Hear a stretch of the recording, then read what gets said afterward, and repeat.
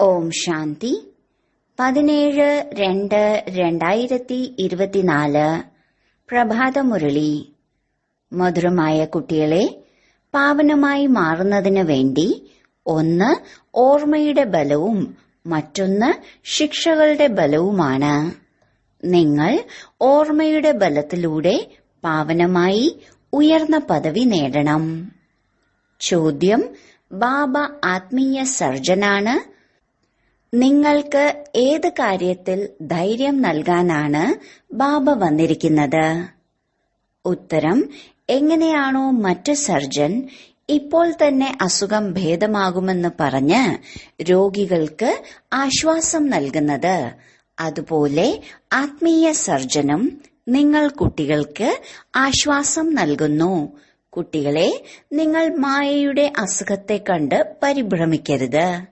Surgeon മരുന്ന് നൽകുമ്പോൾ ഈ അസുഖങ്ങളെല്ലാം ആദ്യം പുറത്തേക്ക് വരും. അജ്ഞാനകാലത്ത് പോലും വന്നിട്ടില്ലാത്ത ചിന്തകൾ വരും. പക്ഷെ നിങ്ങൾ എല്ലാം സഹിക്കണം. കുറച്ചു പരിശ്രമിക്കൂ. നിങ്ങളുടെ സുഖത്തിന്റെ ദിനം വന്നു കഴിഞ്ഞു. ഓം ശാന്തി. പരിധിയില്ലാത്ത അച്ഛൻ എല്ലാ കുട്ടികൾക്കും മനസ്സിലാക്കി തരികയാണ്. നിങ്ങൾ എല്ലാവർക്കും സന്ദേശം എത്തിക്കണം, ഇപ്പോൾ അച്ഛൻ വന്നിരിക്കുന്നു എന്ന്. അച്ഛൻ ആശ്വസിപ്പിക്കുകയാണ്. എന്തുകൊണ്ടെന്നാൽ കുട്ടികൾ ബാബയെ വിളിച്ചിരുന്നു. ബാബ വന്നാലും മുക്തി നൽകൂ, ദുഃഖത്തിൽ നിന്ന് മോചിപ്പിക്കൂ എന്ന് പറഞ്ഞ് ഭക്തി മാർഗത്തിൽ വിളിച്ചിരുന്നു. അതിനാൽ ബാബ ആശ്വാസം നൽകുകയാണ്. ഇനി കുറച്ചു ദിവസങ്ങളെ ബാക്കിയുള്ളൂ. ആരുടെയെങ്കിലും അസുഖം ഭേദമാകാറായാൽ പറയാറുണ്ട്, ഇപ്പോൾ എല്ലാം ശരിയാകും എന്ന്. കുട്ടികളും മനസ്സിലാക്കുന്നുണ്ട്, ഈ മോശമായ ലോകത്തിൽ ഇനി കുറച്ചു ദിവസങ്ങളെ ബാക്കിയുള്ളൂ. പിന്നീട് നമ്മൾ പുതിയ ലോകത്തിലേക്ക് പോകും. അതിനായി നിങ്ങൾ യോഗ്യരായി മാറണം. പിന്നീട് ഒരു രോഗവും നിങ്ങളെ ബുദ്ധിമുട്ടിക്കില്ല. ബാബ ആശ്വസിപ്പിക്കുന്നു, കുറച്ച് പരിശ്രമിക്കൂ. ഇങ്ങനെ ആശ്വസിപ്പിക്കാൻ മറ്റാരുമില്ല.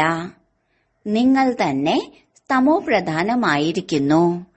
ഇപ്പോൾ അച്ഛൻ വന്നിരിക്കുകയാണ് നിങ്ങളെ വീണ്ടും സതോപ്രധാനമാക്കി മാറ്റാൻ. ഇപ്പോൾ സർവാത്മാക്കളും പാവനമായി മാറും. ചിലർ യോഗബലത്തിലൂടെയും ചിലർ ശിക്ഷകളുടെ ബലത്തിലൂടെയും. ശിക്ഷകൾക്കും ബലമുണ്ടല്ലോ.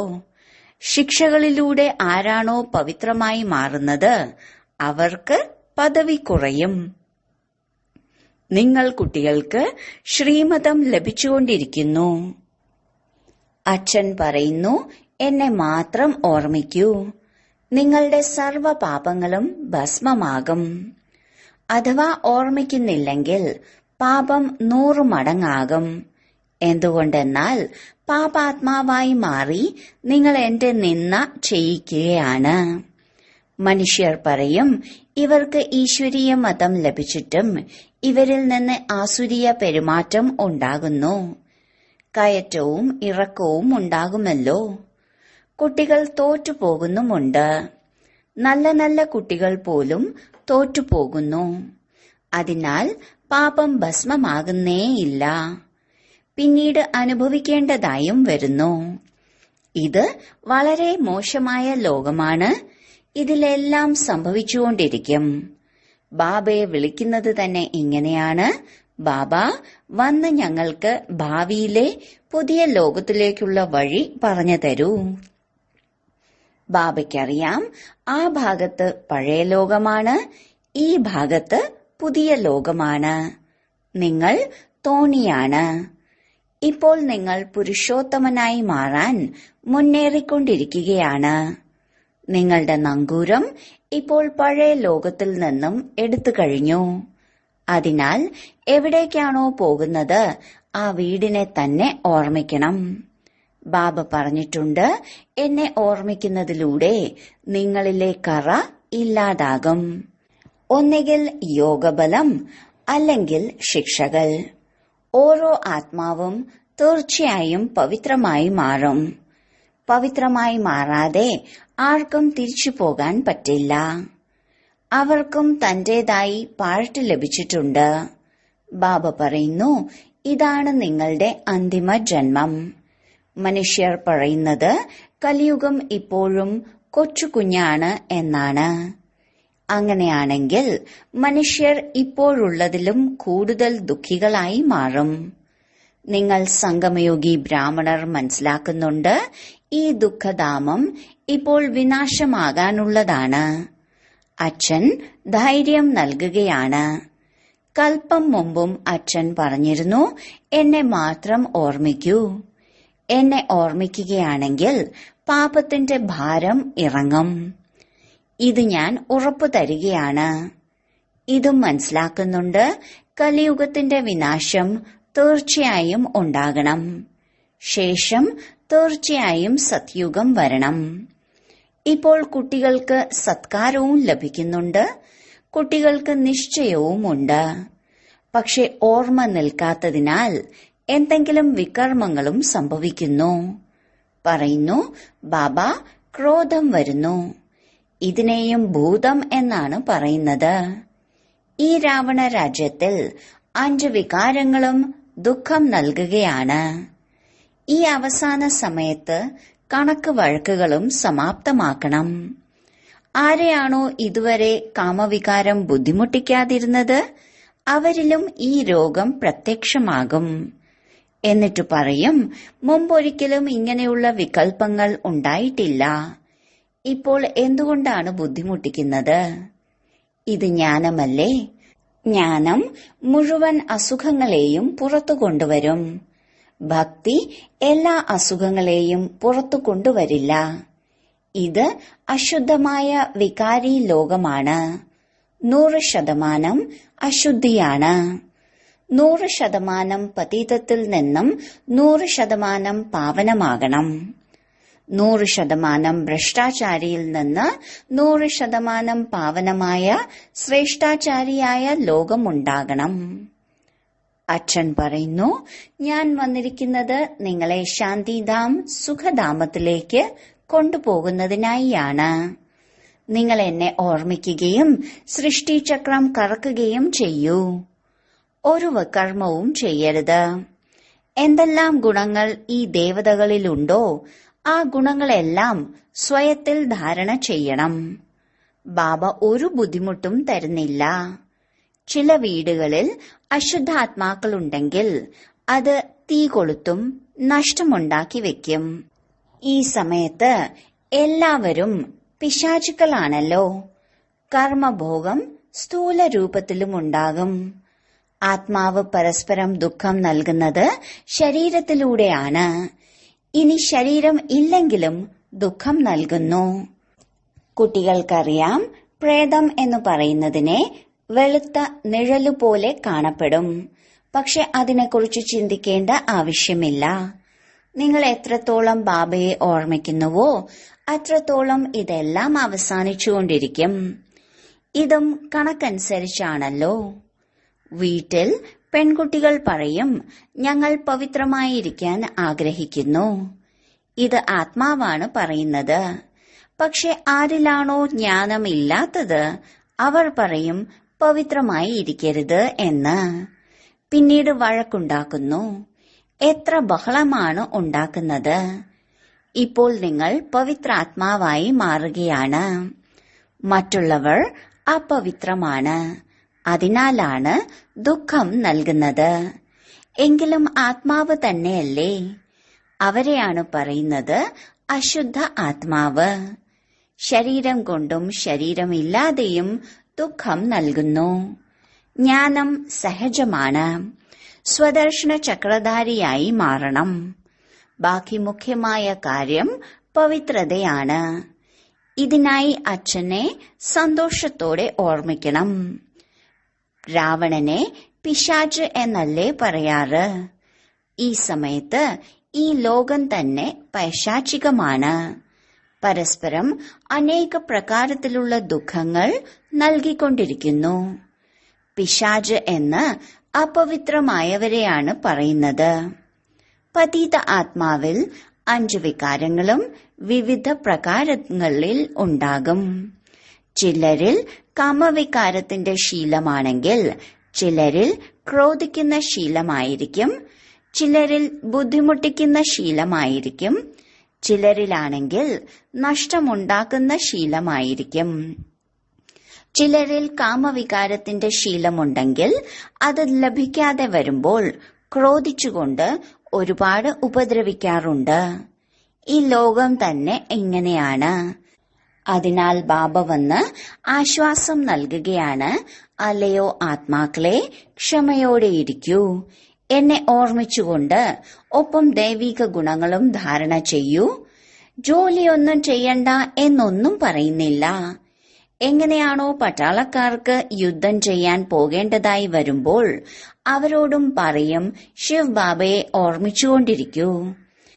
ഗീതയിലെ വരികൾ എടുത്ത് അവർ മനസ്സിലാക്കുന്നത് യുദ്ധമൈതാനത്തിൽ അഥവാ ഞാൻ മരിക്കുകയാണെങ്കിൽ സ്വർഗത്തിലെത്തും എന്നാണ്. അതിനാൽ അവർ സന്തോഷത്തോടെ യുദ്ധമൈതാനത്തിലേക്ക് പോകുന്നു. പക്ഷേ ആ കാര്യം സത്യമല്ല. ഇപ്പോൾ ബാബ പറയുന്നു, നിങ്ങൾക്ക് സ്വർഗത്തിലേക്ക് പോകാൻ സാധിക്കും, എന്നാൽ കേവലം ശിവബാബയെ ഓർമ്മിക്കൂ. ഓർമ്മിക്കേണ്ടത് ഒരേ ഒരു ശിവബാബയെ തന്നെയാണ്. എങ്കിൽ തീർച്ചയായും സ്വർഗത്തിലേക്ക് പോകും. ആരെല്ലാം ഇവിടെ വന്നതിനു ശേഷവും പോയി പതീതമാകുന്നുവോ അവരും തീർച്ചയായും സ്വർഗത്തിലേക്ക് വരും. ശിക്ഷകൾ അനുഭവിച്ച് പാവനമായാലും തീർച്ചയായും വരും. ബാബ ദയാഹൃദയനല്ലേ? ബാബ മനസ്സിലാക്കി തരുന്നു, ഒരു വികർമ്മവും ചെയ്യരുത്, എങ്കിൽ വികർമാജീതായി മാറും. ഈ ലക്ഷ്മി നാരായണന്മാർ വികർമാജീതരല്ലേ? പിന്നീട് രാവണ രാജ്യത്തിൽ വികർമ്മിയായി മാറുന്നു. വിക്രമ സംവത്സരം ആരംഭിക്കുമല്ലോ. മനുഷ്യർക്കാണെങ്കിൽ ഒന്നും അറിയില്ല. നിങ്ങൾ കുട്ടികൾക്ക് ഇപ്പോൾ അറിയാം, ഈ ലക്ഷ്മി നാരായണന്മാർ വികർമാജീത്ത് ആയിട്ടുണ്ട്. പറയും, വികർമാജീത്ത് നമ്പർ 1 ആയിരുന്നു. പിന്നീട് 2500 വർഷങ്ങൾക്ക് ശേഷം വിക്രമ സംവത്സരം ആരംഭിച്ചു. മോഹജീത്ത് രാജാവിന്റെ കഥയില്ലേ? ബാബ പറയുന്നു, നഷ്ടമോഹയായി മാറൂ. എന്നെ മാത്രം ഓർമ്മിക്കുകയാണെങ്കിൽ പാപം ഇല്ലാതാകും. 2500 വർഷങ്ങളിൽ ചെയ്ത പാപങ്ങളെ ഇല്ലാതാക്കി 50-60 വർഷങ്ങൾക്കുള്ളിൽ നിങ്ങൾ സ്വയത്തെ സതോപ്രധാനമാക്കാൻ സാധിക്കും. അഥവാ യോഗബലമില്ലെങ്കിൽ നമ്പർ പിന്നിലായി പോകും. മാല വളരെ വലുതാണ്. ഭാരതീയരുടെ മാല വളരെ പ്രധാനപ്പെട്ടതാണ്. അതിനുമേലാണ് മുഴുവൻ കളിയും ഉണ്ടാക്കിയിരിക്കുന്നത്. ഇതിൽ മുഖ്യം ഓർമ്മയുടെ യാത്രയാണ്. ബാക്കി ഒരു ബുദ്ധിമുട്ടുമില്ല. ഭക്തിയിലാണെങ്കിൽ ബുദ്ധിയോഗം അനേകം പേരിലായിരിക്കും. ഇതെല്ലാം രചനകളാണ്. അവരുടെ ഓർമ്മയിലൂടെ ആരുടെയും മംഗളം ഉണ്ടാകില്ല. ബാബ പറയും, ആരെയും ഓർമ്മിക്കരുത്. എങ്ങനെയാണോ ഭക്തി മാർഗത്തിന്റെ തുടക്കത്തിൽ നിങ്ങൾ ഭക്തി മാത്രം ചെയ്തത്, അതുപോലെ ഇപ്പോൾ അവസാന സമയത്ത് എന്നെ മാത്രം ഓർമ്മിക്കൂ. ബാബ എത്ര വ്യക്തമായാണ് മനസ്സിലാക്കി തരുന്നത്. മുമ്പ് ഇതെല്ലാം അറിയാമായിരുന്നോ? ഇപ്പോൾ നിങ്ങൾക്ക് ജ്ഞാനം ലഭിക്കുന്നു. ബാബ പറയുന്നു, മറ്റ് സംഘങ്ങളെല്ലാം വെടിഞ്ഞ് ഒരു സംഘത്തിലിരിക്കൂ, എങ്കിൽ യോഗാഗ്നിയിലൂടെ നിങ്ങളുടെ പാപങ്ങൾ ഭസ്മമാകും. ഒരുപാട് പാപങ്ങൾ ചെയ്തിട്ടുണ്ട്. കാമകഠാരി ഉപയോഗിച്ചിരുന്നു. പരസ്പരം ആദി മധ്യ അന്തം ദുഃഖം നൽകി വന്നു. കാമകഠാരി എന്നത് പ്രധാന കാര്യമാണ്. ഇതും ഡ്രാമയല്ലേ? എന്തിനാണ് ഡ്രാമ ഇങ്ങനെ ഉണ്ടാക്കിയത് എന്ന് ചോദിക്കാൻ കഴിയില്ല. ഇത് അനാദിയായ കളിയാണ്. ഇതിലെനിക്കും പാർട്ടുണ്ട്. ഡ്രാമ എപ്പോൾ ഉണ്ടാക്കി, എപ്പോൾ പൂർത്തിയാകും, ഇതും പറയാൻ സാധിക്കില്ല. ഇത് ആത്മാവിൽ പാർട്ട് നിറഞ്ഞിരിക്കുകയാണ്. ആത്മാവിന്റെ പ്ലേറ്റ് ഒരിക്കലും മായുകയോ തേയുകയോ ഇല്ല. ആത്മാവ് അവിനാശിയാണ്. അതിലുള്ള പാർട്ടും അവിനാശിയാണ്. ഡ്രാമയും അവിനാശിയാണ് എന്നാണ് പറയാറ്. പുനർജന്മത്തിൽ വരാത്ത ബാബയാണ് വന്ന് എല്ലാ രഹസ്യങ്ങളും മനസ്സിലാക്കി തരുന്നത്. സൃഷ്ടിയുടെ ആദിമധ്യ അന്ത്യത്തിന്റെ രഹസ്യം മനസ്സിലാക്കി തരാൻ മറ്റാർക്കും സാധിക്കില്ല. ആർക്കും അച്ഛന്റെ കർത്തവ്യവും അറിയില്ല, ആത്മാവിന്റെ കർത്തവ്യവും അറിയില്ല, ഒന്നും അറിയുന്നില്ല. ഈ സൃഷ്ടിയുടെ ചക്രം കറങ്ങിക്കൊണ്ടേയിരിക്കും. ഇപ്പോൾ പുരുഷോത്തമ സംഗമയുഗമാണ്. ഇപ്പോഴാണ് സർവാത്മാക്കളും ഉത്തമ പുരുഷന്മാരായി മാറുന്നത്. ശാന്തിധാമത്തിൽ എല്ലാ ആത്മാക്കളും പവിത്രവും ഉത്തമവുമായിരിക്കും. ശാന്തിധാമം പാവനമല്ലേ? പുതിയ ലോകവും പവിത്രമാണ്. അവിടെ ശാന്തി തീർച്ചയായും ഉണ്ട്. പിന്നീട് ശരീരം ലഭിക്കുന്നതിലൂടെ പാർട്ട് അഭിനയിക്കുന്നു. ഇതും നമുക്കറിയാം. ഓരോരുത്തർക്കും അവരവരുടെ പാർട്ട് ലഭിച്ചിട്ടുണ്ട്. ശാന്തിധാം നമ്മുടെ വീടാണ്. അവിടെ ശാന്തമായിരിക്കും. ഇവിടെയാണെങ്കിൽ പാർട്ട് അഭിനയിക്കണം. ഇപ്പോൾ അച്ഛൻ പറയുന്നു, ഭക്തി മാർഗത്തിൽ നിങ്ങൾ എന്റെ അവ്യഭിചാരി പൂജ ചെയ്തിരുന്നു, ദുഃഖികളായിരുന്നില്ല. ഇപ്പോൾ വ്യഭിചാരി ഭക്തിയിലേക്ക് വന്നതിനാൽ നിങ്ങൾ ദുഃഖിയായി മാറിയിരിക്കുന്നു. ഇപ്പോൾ അച്ഛൻ ദൈവിക ഗുണങ്ങൾ ധാരണ ചെയ്യാൻ പറയുന്നു. എന്നിട്ടും എന്തിന് ആസുരീയ ഗുണങ്ങളെ എടുക്കുന്നു? ബാബയെ വിളിച്ചത് തന്നെ പാവനമാക്കാൻ വരൂ എന്നല്ലേ?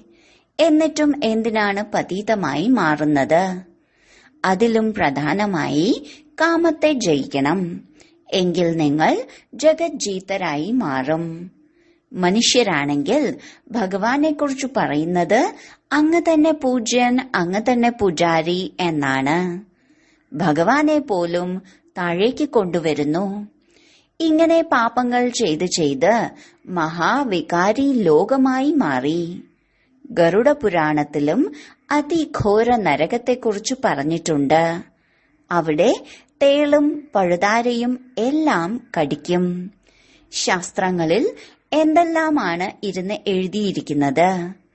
ഇതും ബാബ മനസ്സിലാക്കി തന്നിട്ടുണ്ട്. ഈ ശാസ്ത്രങ്ങളെല്ലാം ഭക്തി മാർഗത്തിന്റേതാണ്. അതിലൂടെ ആർക്കും എന്റെ അടുത്ത് എത്താൻ സാധിക്കില്ല. പിന്നെയും കൂടുതൽ തമോപ്രധാനമായി മാറിയിരിക്കുന്നു. അതിനാലാണ് വന്ന് ഞങ്ങളെ പാവനമാക്കി മാറ്റൂ എന്ന് പറഞ്ഞ് വിളിക്കുന്നത്. എങ്കിൽ തീർച്ചയായും പതീതരല്ലേ? മനുഷ്യരാണെങ്കിൽ ഒന്നും മനസ്സിലാക്കുന്നില്ല. ആരാണോ നിശ്ചയബുദ്ധികളാവുന്നത് അവർ വിജയിയാകും. രാവണനുമേൽ വിജയം നേടി രാമരാജ്യത്തിലേക്ക് വരും. അച്ഛൻ പറയുന്നു, കാമത്തിനുമേൽ വിജയം നേടൂ. ഇതിന്റെ പേരിലാണ് ബഹളമുണ്ടാകുന്നത്. അമൃത് ഉപേക്ഷിച്ച് വിഷം എന്തിനു കുടിക്കുന്നു എന്ന മഹിമയുണ്ട്. അമൃത് എന്ന് കേൾക്കുമ്പോൾ ഗോമുഖത്തിൽ നിന്നാണ് അമൃത് പുറത്തു വരുന്നത് എന്ന് കരുതുന്നു. ഗംഗാജലത്തെ അമൃത് എന്ന് പറയാൻ സാധിക്കുമോ? ഇത് ജ്ഞാനാമൃതത്തിന്റെ കാര്യമാണ്. പത്നി പതിയുടെ കാലുകൾ കഴുകി വെള്ളം കുടിക്കുന്നു. അതിനെയും അമൃത് എന്നാണ് കരുതുന്നത്. അഥവാ അത് അമൃത് ആണെങ്കിൽ വജ്രതുല്യമായി മാറേണ്ടതല്ലേ? ഇവിടെ അച്ഛൻ ജ്ഞാനം നൽകുകയാണ്. അതിലൂടെ നിങ്ങൾ വജ്രമായി മാറുന്നു. ജലത്തിന്റെ പേരിനെ എത്ര പ്രശസ്തമാക്കിയിരിക്കുന്നു. നിങ്ങൾ ജ്ഞാനാമൃതം കുടിപ്പിക്കുന്നു, അവർ ജലം കുടിപ്പിക്കുന്നു. നിങ്ങൾ ബ്രാഹ്മണരെ ആർക്കും അറിയില്ല. അവർ കൗരവർ, പാണ്ഡവർ എന്ന് പറയുന്നുണ്ട്. പക്ഷെ പാണ്ഡവർ തന്നെയാണ് ബ്രാഹ്മണർ എന്നത് അവരറിയുന്നില്ല. പാണ്ഡവർ തന്നെയാണ് ബ്രാഹ്മണർ എന്ന് മനസ്സിലാക്കാൻ ഗീതയിൽ അത്തരത്തിലുള്ള വാക്കുകളൊന്നുമില്ല. അച്ഛനിരുന്ന് മുഴുവൻ ശാസ്ത്രങ്ങളുടെയും സാരം മനസ്സിലാക്കി തരുന്നു. കുട്ടികളോട് പറയുന്നു, ശാസ്ത്രങ്ങളിൽ നിന്ന് എന്തെല്ലാം പഠിച്ചിട്ടുണ്ടോ അതും പിന്നീട് ഞാൻ എന്തെല്ലാം കേൾപ്പിക്കുന്നോ അതും മനസ്സിലാക്കി നിങ്ങൾ തന്നെ നിർണയിക്കൂ. നിങ്ങൾക്കറിയാം, നാം മുമ്പ് എന്തെല്ലാം കേട്ടുവോ അതെല്ലാം തെറ്റായിരുന്നു. ഇപ്പോൾ ശരിയായ കാര്യം കേട്ടുകൊണ്ടിരിക്കുകയാണ്. അച്ഛൻ മനസ്സിലാക്കി തന്നിട്ടുണ്ട്, നിങ്ങൾ എല്ലാവരും സീതമാരാണ്, അല്ലെങ്കിൽ ഭക്തരാണ്. ഭക്തിയുടെ ഫലം നൽകുന്നത് ഭഗവാനായ രാമനാണ്. പറയുന്നു, ഞാൻ വരുന്നത് ഫലം നൽകുന്നതിനാണ്. നിങ്ങൾക്കറിയാം, നമ്മൾ സ്വർഗത്തിൽ അപാരമായ സുഖം അനുഭവിച്ചിരുന്നു. ആ സമയത്ത് ബാക്കി എല്ലാവരും ശാന്തിധാമത്തിലാണ് ഇരുന്നത്. എന്തായാലും ശാന്തി ലഭിക്കുമല്ലോ. അവിടെ പുതിയ ലോകത്തിൽ സുഖം, ശാന്തി, പവിത്രത എല്ലാം ഉണ്ടാകും. നിങ്ങൾ മനസ്സിലാക്കി കൊടുക്കുന്നുണ്ട്, വിശ്വത്തിൽ എപ്പോഴാണോ ഒരു രാജ്യം ഉണ്ടായിരുന്നത് അപ്പോഴാണ് ശാന്തി ഉണ്ടായിരുന്നത്. എന്നിട്ടും മനസ്സിലാക്കുന്നില്ല. സ്ഥിരമായി നിൽക്കുന്നത് വിരളം പേരാണ്. അവസാന സമയത്ത് വളരെയധികം പേർ വരും. എവിടേക്ക് പോകാനാണ്? ഈ ഒരു കട മാത്രമേ ഉള്ളൂ. കടക്കാരന്റെ സാധനം നല്ലതാണെങ്കിൽ വില ഒന്നായിരിക്കും. ഇതാണെങ്കിൽ ശിവബാബയുടെ കടയാണ്. ബാബ നിരാകാരനാണ്. ബ്രഹ്മാവും തീർച്ചയായും വേണം. നിങ്ങളെ ബ്രഹ്മകുമാർ, കുമാരിമാർ എന്നാണ് വിളിക്കുന്നത്. ശിവകുമാരികൾ എന്ന് വിളിക്കാൻ സാധിക്കില്ല. ബ്രാഹ്മണരും തീർച്ചയായും വേണം. ബ്രാഹ്മണരായി മാറാതെ എങ്ങനെ ദേവതയായി മാറും? ശരി, വളരെ കാലത്തെ വേർപാടിനു ശേഷം തിരിച്ചു കിട്ടിയ മധുരമധുരമായ ഓമന സന്താനങ്ങൾക്ക് മാതാവും പിതാവുമായ ബാബ്ദാദയുടെ സ്നേഹസ്മരണകളും പുലർക്കാല വന്ദനവും. ആത്മീയ പിതാവിന്റെ ആത്മീയ കുട്ടികൾക്ക് നമസ്കാരം. ധാരണയ്ക്കുള്ള മുഖ്യസാരം: 1. ദേവതകളുടേതുപോലുള്ള ഗുണം സ്വയത്തിൽ ധാരണ ചെയ്യണം. ഉള്ളിൽ എന്തെല്ലാം പൈശാചിക സംസ്കാരങ്ങളുണ്ടോ, ക്രോധം മുതലായ ശീലങ്ങളുണ്ടോ, അതിനെയെല്ലാം ഉപേക്ഷിക്കണം. വികർമാജീത്തായി മാറണം. അതിനാൽ ഇപ്പോൾ ഒരു വികർമ്മവും ചെയ്യരുത്. 2. വജ്രതുല്യം ശ്രേഷ്ഠമായി മാറുന്നതിന് ജ്ഞാനാമൃതം കുടിക്കുകയും കുടിപ്പിക്കുകയും വേണം. കാമവികാരത്തിന് മേൽ സമ്പൂർണ്ണ വിജയം നേടണം. സ്വയത്തെ സതോപ്രധാനമാക്കി മാറ്റണം.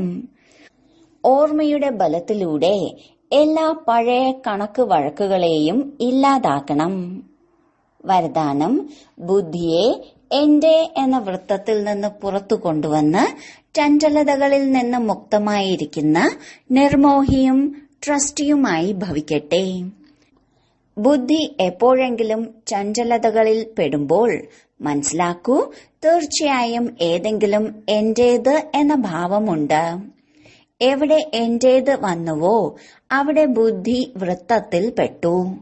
ഗൃഹസ്ഥിയാണെന്ന് മനസ്സിലാക്കുന്നതിലൂടെ അസ്വസ്ഥമാകുന്നു. അതിനാൽ തികച്ചും നിർമോഹിയും ട്രസ്റ്റിയുമാകൂ. ഈ എന്റേതെന്ന ഭാവം എന്റെ പേര് മോശമാകും, എന്റെ നിന്നെ ഉണ്ടാകും, ഇങ്ങനെ ചിന്തിക്കുന്നതും ചഞ്ചലപ്പെടലാണ്. പിന്നെ എത്ര തന്നെ നേരെയാകാൻ ശ്രമിച്ചാലും അത്രയും ചഞ്ചലപ്പെടും. അതിനാൽ ട്രസ്റ്റിയായി ഈ ചഞ്ചലതകളിൽ നിന്ന് മുക്തമാകൂ. ഭഗവാന്റെ കുട്ടികൾ ഒരിക്കലും ചഞ്ചലതകളിൽ വരിക സാധ്യമല്ല. സ്ലോഗൻ: വലിയ അച്ഛന്റെ മക്കളാണ്, അതുകൊണ്ട് ചെറിയ മനസ്സുള്ളവരാകരുത്. ചെറിയ കാര്യങ്ങളിൽ പരിഭ്രമിക്കുകയും അരുത്. ഓം ശാന്തി.